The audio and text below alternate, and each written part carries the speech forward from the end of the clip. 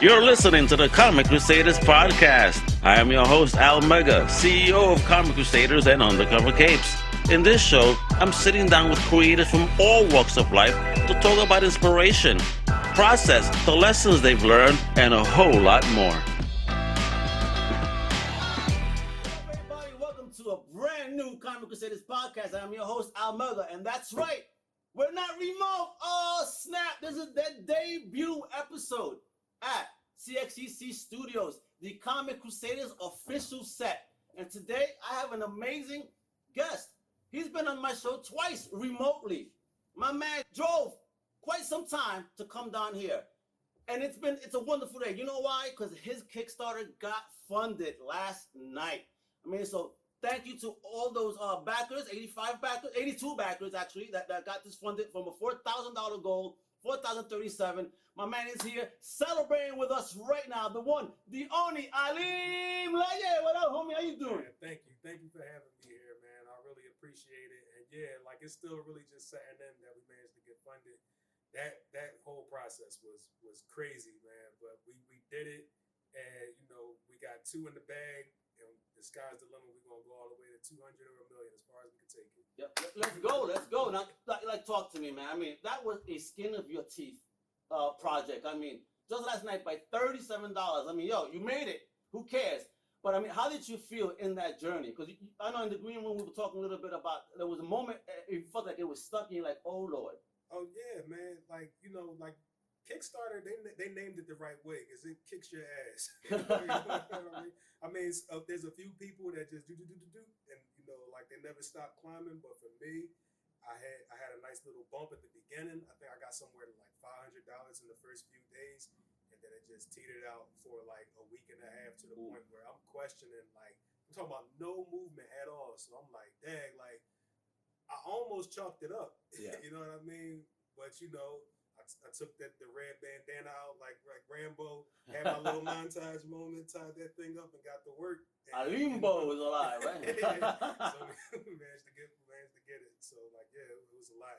Oh man! All right. So anything you learned during this campaign that you're gonna apply to the next one? Absolutely, for the book and the campaign, but specifically for the campaign. My funding goal next time, I think, is going to be much lower. Like I used to look at people. Some people have they goals set at $1. Yeah. Right. Which you get from the backer kit when you first make a campaign. I'm like, why? But you can't go under your goal. So now the stress is gone. So like once that $1 is in, it's just whatever happens. You can campaign as hard as you want. But you don't got to worry about getting a stomach ulcer, you know, in the middle of the campaign. So, you know, I probably drop it down from trying to make sure that, you know, my bet is covered to what am I comfortable losing? Okay. You know what I mean? Which is something that I picked up recently because, you know, I'm not trying to kill nobody. You know what I mean? It's kill nobody's pocket. I know it's hard out here for everybody. So even though I have these high tiers or whatever, like I'll be much more comfortable with somebody just backing me because they support me in a way where I can get funded and they don't end up inside of you know, like any kind of financial jam or really got to pull out their checkbook and do calculations on you know what they can or can't do. I just want to be comfortable for people, you know. And I would much rather have quantity. I do have core supporters, which I'm very grateful for. But I care about them too. You know, it's not just about getting my project done. I would like for them to be able to be comfortable supporting me and not feel I get it. I know there's some indie creators out there that charge an exorbitant amount of money for their initial project and then try to crap on other independent creators. You know, funnily enough, you know what I'm talking about. But I don't like that. But you know, I like that you have core fans. You got signed, and you learn some lessons. You know what I mean? Now, I want to show some of these images too. You know, because a big shout out to Ink Publishing, my man Kevin. All right. And there's also the debut in comic book form of Melanie. Right. Oh, yeah. Now I gotta know, is it Gouye or I'm on Gouye. All right. So Melanie Gouye, the co-founder and president of Ink Studios, makes a comic book debut in this issue as well. You know what I mean? It's fun, Alim. So what's going on in this? let me know what's popping. Who is who for those that don't know. So that way, when they do the Diary Sweet Pea number 3, all right, they know what's popping. All right, so this right here is like the setup for the vibe of the entire book. As soon as you open it up to page 1, you got a splash page of this scene where our main character, Imani Williams, is just sitting inside of this crater surrounded. And if you were able to zoom out, you would see like a destroyed city block all around her. Monster corpses around her, and the corpses of civilians from the city are around her too, and she's just there. So that just kind of sets the tone and the vibe for it. So you know that even though the title is Sweet Pea, like you said, it ain't sweet. It ain't sweet. I mean, if you look over here, you got some poor animal decapitated. What in the heck is this? Yeah, so that's one of the that's the Bane, right? So I'm not giving away anything with this because if you looked on the Kickstarter, you would see the cast on there. So the Bane are an invading force, right? And that animal is something that they unleash before they arrive on the scene to kind of like just disrupt everything and cause chaos. So they're the Marines, the front line. They like the foot soldiers. They meant to destabilize. Oh wow, crazy. But I am digging that art, man. Thank you. That looks fantastic. Let's move on to that next clip. Boom! And introduce us to the rest of this casting. What's popping? And this one has such a smirky face. She's just laughing. What's going on there? So that's Melaine, man. You know, she backed the first campaign where we had the opportunity for backers to be featured inside of the book. Okay. And the tier that she purchased allowed her to become a character that's more than just a background character. Oh, cool. So that character plays an important role in this issue, and most likely will also play an important role in the next few issues to come. Oh, nice. Yep. And we also have, for anybody that's checked out issue 1, you have, besides Imani, you have Michelle there, who was, she was on the bus with Imani. She's one of the people that she was going back and forth with. So they got like. I gotta ask you, what's her nationality? Because you put them hoopy with 90s hoopy in that. Yeah. So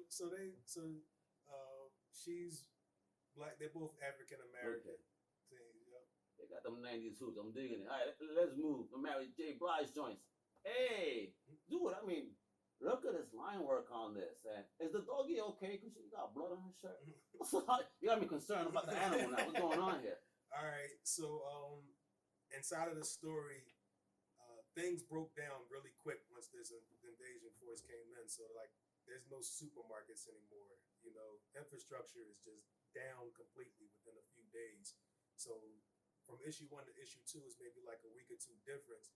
Okay. Refrigerators is empty, and people is out prowling the streets looking for victims now to try to get they look. So, looking like New York and the Bronx. Gotcha. Yeah. So you see, like in the foreground, it's a little shank right there. Somebody's about to about to try to Jeez, stick that ain't no little shank to me, boy. That's a machete or something. Jeez.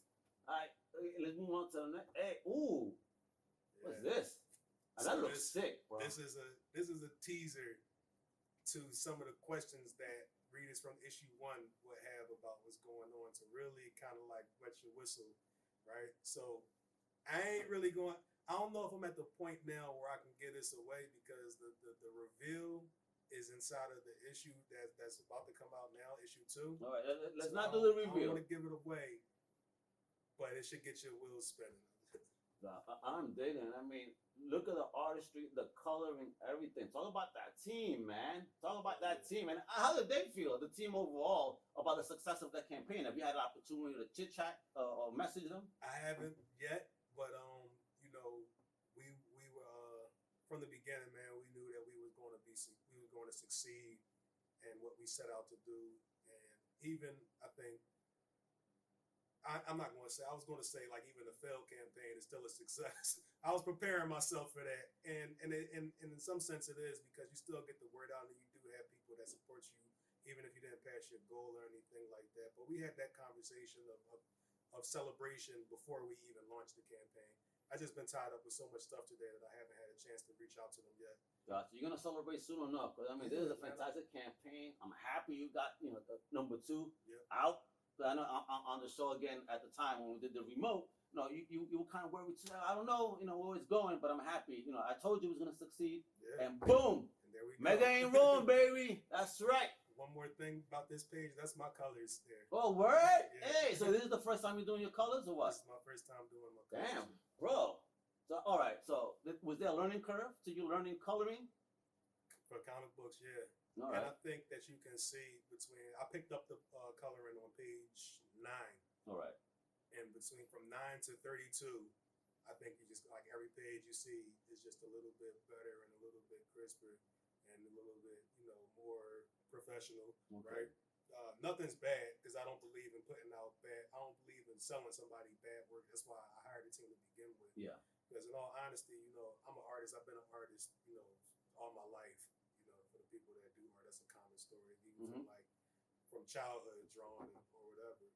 But sequential art and just having those hours in for doing comic books, I hired a team because I wanted to make sure that everything was coming in a timely manner and being as professionally produced as possible. So, and unfortunately, the guy that I had doing the colors for this book, I haven't been able to reach him. So Mervin, he was the colorist for issue 1, did a great job. He was doing a great job here. I'm not sure what the falling out was, because I haven't had the opportunity to speak with him since. So I hope he's all right, because we were communicating through digital means or whatever. And I could just go knock on the door and check on him. Yeah. So but with his absence, I just had to step in and apply my own passion to the project. Okay. But dope project. Let's go to the next one, because you were talking about team, right? Yeah. So first up, folks, it's right there. It's also going to be in the notes below. You can follow him everywhere on Facebook, Instagram, TikTok at SweetPeaComic, all right? And then check out Sweet Pea and other amazing campaigns at Ink.pub. So talk to me about that connection with Ink.pub, and Kevin, and how did they help you along with the campaign? Well, Kevin found me in the middle of my first campaign, where I had probably made every mistake that a Kickstarter campaign can make, right? And, he helped me, stepped in, helped me clean it up, make it more presentable, and market better to reach a greater audience. And we were able to be successful on that one. And from the beginning of this campaign, from the structure of it and everything, he's been there every step of the way, helping me create and be able to present something that is concise and easy to understand to the public. See, and one thing that I know that I'm aware of is when conversations come up, I see, because I'm privy to some of the things that Ink.pub, talks about, and I've seen how they come together to help a creator. Like, they actually have, in a chat, they politic. Okay, this is what's happening with that campaign. What can we do better? Did you experience that in your first campaign, or is this the first time you see that people actually care and say, like, yo, let's talk about this? Yeah, no, but in this campaign, there was some conversations. Like I said, there was a lull there for. I was privy to that, because I was like, I saw you questioning certain things. Like, wait a minute, right? But again, it's just a matter of speaking, right? And being able to people put their brains together. Mm-hmm. I mean, and I think that helps at least the success of what. Yeah, I mean, we funded, so we did something right? So I'm glad that I had them. I'm glad that I had that as a resource on my team, and they've done, and I'm not the only campaign that they have running. So for them to have taken the time out to just stop and address, okay, what do we got going on here? How can we adjust and make it, try to salvage basically the situation? They took the time out to do that, man. So I appreciate them for that. Yo, man, that goes to show the power of a good team. When they put that type of effort and care into it. So, folks, if you guys are independent creators that need some help with your project or thinking about a project, check out Ink.pub for real. It's the spot. It's the business. All right, so let's talk about comics in general. Independent comics.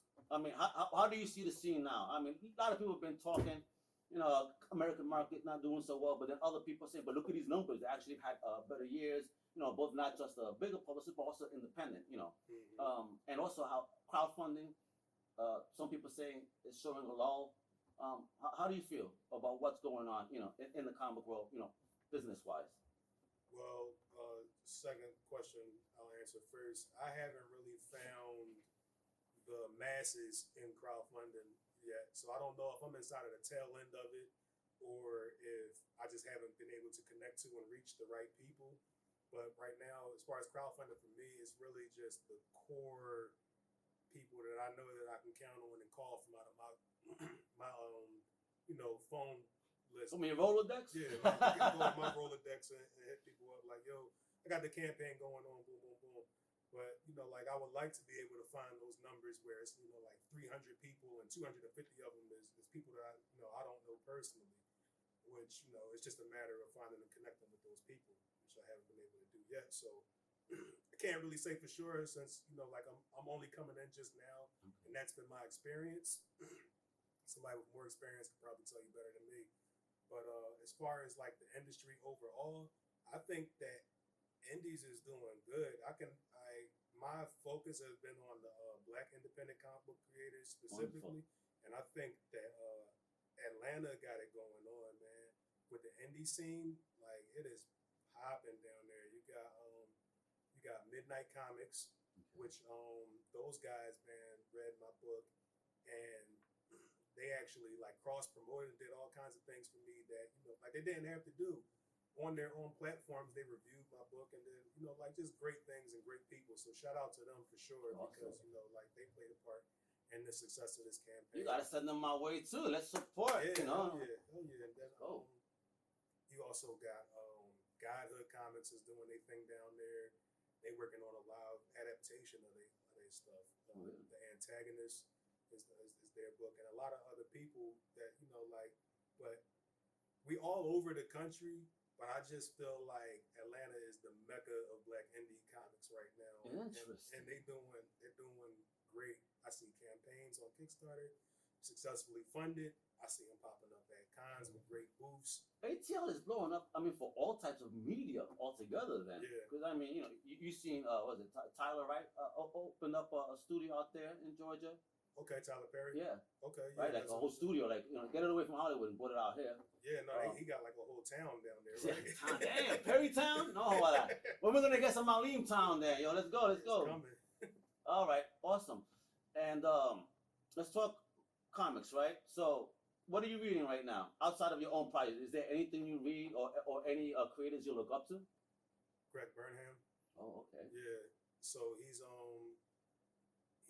does indie work. So I've read all of his, all that I know of, all of his indie titles, which would be The Search for Sadaka. He also has the Tuskegee Airs that he does with Marcus Williams. Well, I think I've seen these guys. Yep. Okay. And you probably see him. You're gonna be at the New York Comic Book Convention, right? Oh man, yep. If they're there, they need a holler. I'll be there. I'm almost positive that you'll see them down there. And I think Solace is the other book that he's done independently. And I just ordered New Talent Showcase, the Milestone Initiative. Oh yes. Yeah, he's in there. Oh, he is. Yep. Oh, nice. And he's in Ghouls Just Want to Have Fun. That was just published by DC. All right. He wrote Superman. Oh, really? Yeah. Wow. All right. Yeah, so awesome. I really admire him as a writer because he has such a light touch with his writing. You know what I mean? Like just through my life experiences, which flows down to the pen. My stuff feel like a little bit more weighty and a little bit heavy, and his is just really like such a light, like he write with a quill pen with a feather or something, Different, like yeah. So it's like it just flows smooth, and it just feels like a comic book that I can give my kids to read, or I can give an adult to read, and they'll both find a way to enjoy it, and it'll be appropriate for both of them. So he's an excellent writer. So would he be a dream project to work with? Hell yeah! I met him at DreamCon in Texas. Okay. Yep. He blessed me with some information about how to write panels and things like that. Oh, cool. And he didn't have to do that. You know what I mean? Because this guy is working in a professional setting. They're not just doing it indie, doing it for one of the big two, right? Gotcha. So, and I'm just independent creator. I'm a professional, but I'm a professional independent creator with at the time a book and a half to my name. And he really took the time and treated and spoke to me as a peer and as somebody who, you know, he had some information that he was willing to give to me for free. I ain't had to sign up for no master class or no, you know, like sign up for my Patreon or none of that stuff. Wonderful. You know, and yeah, he did that for me, and I definitely told him, like, man, I would love for one day to be able to hire him to write, even though I write myself. Like, why wouldn't I? If the opportunity arises and I can find the right project, I would love to work with him. Oh, let's make it happen. Manifestation, brother. Manifestation. Yeah. Now, you mentioned New York Comic Con. You going to New York Comic Con? Because heck, if you're going to Texas, you going to New York? Nah, man, I kind of blew my load, man. I got a 2024. I got to map out where I can get the most value for my time and money in conventions, and not just going online and seeing a list of conventions and booking everything that I can, because, you know, like then New York come up. Yeah, it's expensive, and you know, traveling is expensive too. So, you know, next time I'm going to kind of be a little more picky, and hopefully next year I'll be at New York, San Diego, and, you know, like all the big names and all the black cons. So when you've gone to table or as a fan or a combo of both? Nah, I'll be there as with a table. Tabling. Yeah. Love it. Get that hustle on. Yeah. How do you approach the hustle at the table? Man, I'm talk about. Are you this guy, or are you in front of the table with a book talking about come here? No, I'm in front of the book. If you know, like, you keep it. I mean, I'm in front of the table. I'm sorry. If I'm sitting there with my head down, you know what I'm saying? Like, there's so much stuff going on out there. I can't blame nobody for walking past me and not noticing me. Yeah. So, hey, how you doing, man? Come check out the. You know, I got something that you might want to check out, man. Give me a play. And, you know, I got a lot of stuff at my table because, like I said, I'm an artist too. So I got my own artwork, pinups, coasters, and all other kinds of stuff. I'm going to kind of distill it down a little bit and get it to more, either get two tables where I can have my art on one thing and the comics on another one, or just focus on one or the other depending on where I'm going. But yeah, I definitely, you know, it's hard to keep that energy up for a whole weekend, for you know, a full day, but I think it's necessary. You gotta reach out for the people. You can't expect anybody to come. 100. You know, I've tabled before, you know, for other things, and, you know, giving away stuff. Let me tell you, you know, 3 days of screaming wepa is definitely a lot on somebody. Let me tell you, for real. But it's a blast. But I'm digging what you're doing. I'm digging the journey. You know, and look at you talking about who you admire. See, folks, this is what Indy is. All right, he hustles, learns, is inspired, manifesting the next great project he's going to be on. You know, we got to make all this happen. But and speaking of admiring, let me just say that I admire you too. I told you a little bit earlier, but I had a previous engagement that took me 6 hours to get to. I'm listening to Comic Crusaders the whole way up. Took me 2 hours to get here from there. Comic Crusaders the whole way. It's going to probably take me another 5 or so to get home. Comic Crusader the whole way, and because not just because you Alim Leggett and you the man, but it's gems inside of your podcast, man. Like how in Saudi Arabia, you dig a shovel, you might strike oil, or in Dubai, you step on a little mound, natural gas might pop out. It's gems inside the Comic Crusader podcast. It's value inside there is what I'm trying to say. And I mean, like, just between the guests that you have and the topics that come up, I learned a lot, you know, of valuable information and outlooks and approaches to things. So it's more than just entertainment, man. It's a library of knowledge. So I admire you for doing that, and I appreciate what you're doing, not just for giving me a platform to come and speak, but for, you know, like, you helping me in other ways. Nah, boy, that's what Comic Crusaders is here for folks like you, for the independent comic creator, independent community, not just comics, but independent creation in general, whether it's comics, movies, music. This is the place. This is what I want this to be. You know, a home. You know, you can come here, you can even do some work over here. You see the studio, he's seeing it, he could tell you, you know what I mean? This is what this is about. So, you know, thank you for the kind words. I appreciate it. That is the mission of the Crusaders, you know, to bless creators and help out. Because, you know, comics helped me in my life when I was younger. So to be able to give that back to amazing creators and hopefully be part of your story, even a little small part. You know what I mean? I'm the one that's honored and humbled. So, you know, thank you. I mean, even for driving down here to de-virginize the Comic Crusaders podcast set, baby. Woo! Wepa, baby! I'm digging it. I'm loving it. I remember you first, right? You always. Oh shit, bro! Who was the? It was Alim Leggett. We were talking about Sweeet Pea. No, it's not as bad as it sounds. For real, brother. So, all right. So, I had you here already. I hope you're enjoying the time. Talk to me. What's next, though? What can you share with us? And what's next in the Leggett verse? So, it's still all Sweet Pea right now. I think eventually, I was thinking about from the idea I got from Comic Crusaders podcast, searching into the public domain for a story that I can, tweak and reimagine. So I think that I'm going to do something like that. I'm thinking about making a manga or something that I could draw on my own, because I think that the difference between Western comics and Eastern comics is that since they produce it so fast, it makes shortcuts inside of their artwork. You know what I mean? So like, it's still quality art, but it feel like it's less pressure to be able to create something that's considered a professional piece. It's a quicker process, being as black and white as well. Yeah, the majority of them. So it's like, okay, you're bypassing certain things. You got a smaller format, so you got less of a page that you need to fill. Yeah, because most of these are like splashes almost. You're lucky if they divide into 4 panels in any manga. So I think I might make that a little pet project for myself on the side. I'm also talking with the commissioner's office in Philadelphia about making a short comic book about voting. Hey. So I'll be doing that. You're going to try to do the Taylor Swift and make sure the community votes? Yeah, try to make sure that the community votes, man. It's important. Yes, it is. Yeah. Especially now with so much of the madness is going on. And not just for for presidents. That's whatever, man. But you start thinking about it's the local, the community people. Judges and stuff talk like about that. That is the absolute truth, because people don't worry about the community. Everything, the media tries to trick you into everything about the national. Screw the national. Who's doing what in your local community, your local areas? How are they giving back to people? I mean, what happened to the promises they made? I mean, if you look, and this is part of Sweet Pea is inside of this, right? Because I'll tie it together at the end. But when they need you, they come to you and make these promises to you, because they need you to be able to keep their job and keep getting paid, right?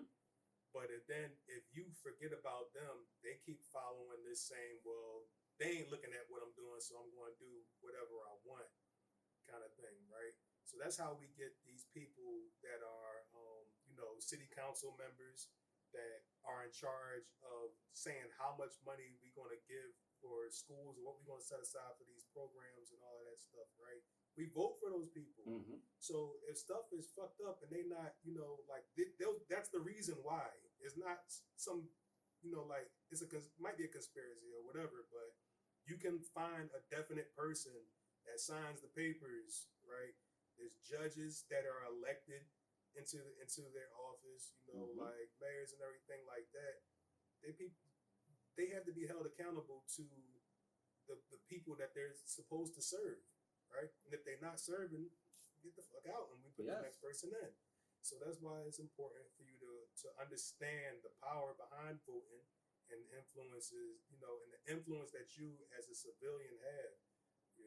Like we should be able to, even like just taxes, you know what I'm saying? Like, taxes are illegal, by the way, but whatever. If you really look at it, we shouldn't be getting taxed, but whatever. I'm not a professional on the thing, but I'm just speaking from the heart, man. Like, they got stuff like, in Philly, they had the soda tax, right?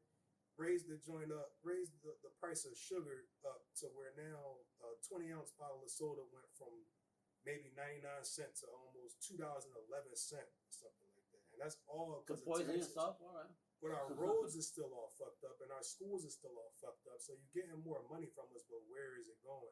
I mean, I see some communities where the drug usage is rampant.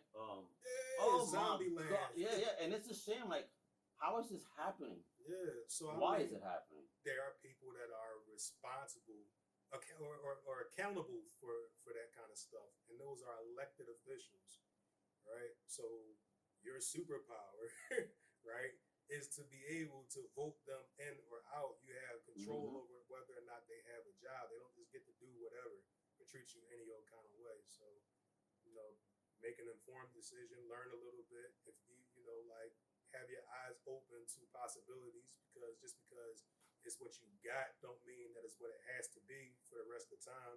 How do we change it, and explore those avenues, right?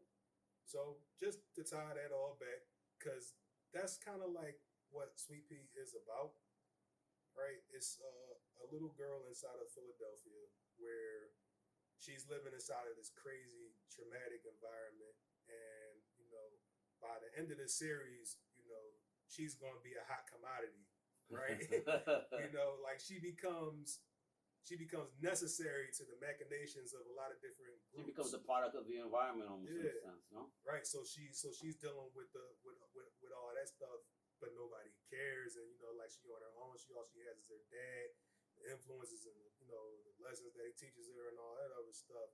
But once she becomes important to other people, then that's when they pop in. So that's why I said, like, it's kind of like how this voting thing goes, because they pop in when they need something for you, and then they pop back out. And it's not everybody, because some of them live inside of the community and they care about the community. But it's some of them that don't, and we should be tarring, feathering them and kicking them across the Ben Franklin. Yes, preach. Absolutely. Yeah. Absolutely. It's about responsible. Absolutely. I mean, those are the people sometimes involved in electoral colleges and whatnot, making decisions, voting against what we were actually voting for sometimes. yeah, it's a lot. It's a joke. This is why I love comic books, because that shit is too complicated, man.